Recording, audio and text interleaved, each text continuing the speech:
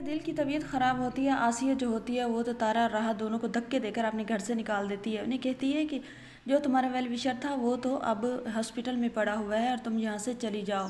जो राहा होती है वो कहती है कि मामानी हमारे साथ ये जुल्म ना करें, क्या पहले आपने जो जुल्म मुझ पर किए हैं वो कम हैं।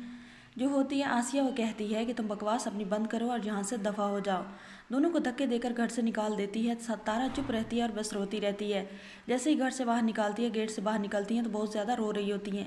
कबीर जो होता है वो गली से गुजर रहा होता है। कबीर जब देखता है, उसकी नज़र पड़ती है राहा पर, तो अपनी गाड़ी को वो राहा की तरफ लेकर आता है और उसे कहता है कि बेटा गाड़ी में बैठो, तुम्हें क्या हुआ है। राहा कहती है कि ममानी ने हमें घर से निकाल दिया है। तो कबीर कहता है कि मेरी गाड़ी में बैठो। जो होती है तारा वो गाड़ी में बैठना नहीं चाह रही होती, लेकिन राह से समझाती है कि ममा अब और हमारा कोई ठिकाना नहीं है।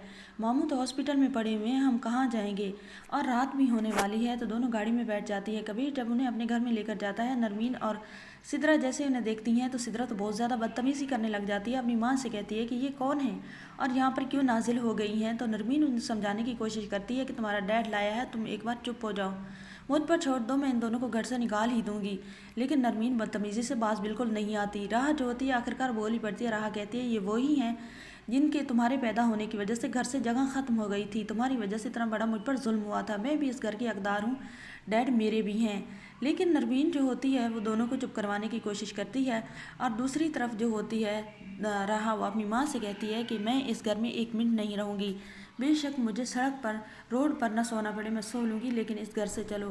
तारा जो होती है अपनी बेटी को समझाने की कोशिश करती है कि बेटा अगर तुम यहाँ से चली जाओगी तो तुम कहाँ जाओगी, जब तक अदील भाई ठीक नहीं हो जाते हमें यहाँ पर ही रहना होगा और तुम्हें सब्र से काम कर लेना होगा। नरमीन के पास जाती है सिद्रा, उसे कहती है कि मामा एक दिन है आपके पास, इन दोनों को यहाँ से निकालो, नहीं तो मैं अपने घर से बहुत ज़्यादा दूर चली जाऊँगी।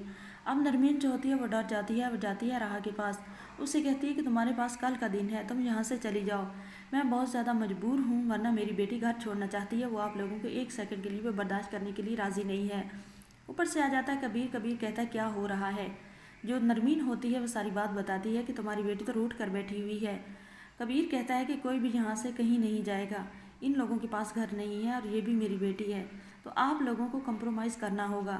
नरमीन जो होती है सिद्रा जो होती है अपने बाप से कहती है कि बाबा मैं एक मिनट के लिए भी यहाँ पर नहीं रुकूंगी। कबीर साफ कह देता है नरमीन से अगर तुम लोगों ने यहाँ पर रहना है तो रहो, अगर नहीं रहना तो बेशक चली जाओ, ये अब कहीं नहीं जाएंगी। अब नरमीन जो होती है वो भी ठान लेती है कि वो इन दोनों को घर से ज़रूर निकालेगी। और सिद्रा जो है उसे तो अपनी माँ की बेइज्जती बिल्कुल बर्दाश्त नहीं होती। कबीर जो होता है वह ऑफिस चला जाता है। सिद्रा आकर गले पड़ जाती है, गिरेबान पकड़ लेती है राह का और उसे मारने लग जाती है। तारा जब उसे छुड़वाने के लिए आती है तो नरमीन और सिद्रा दोनों मिलकर दोनों को बहुत ज़्यादा मारती हैं, तशद्दुद करती हैं।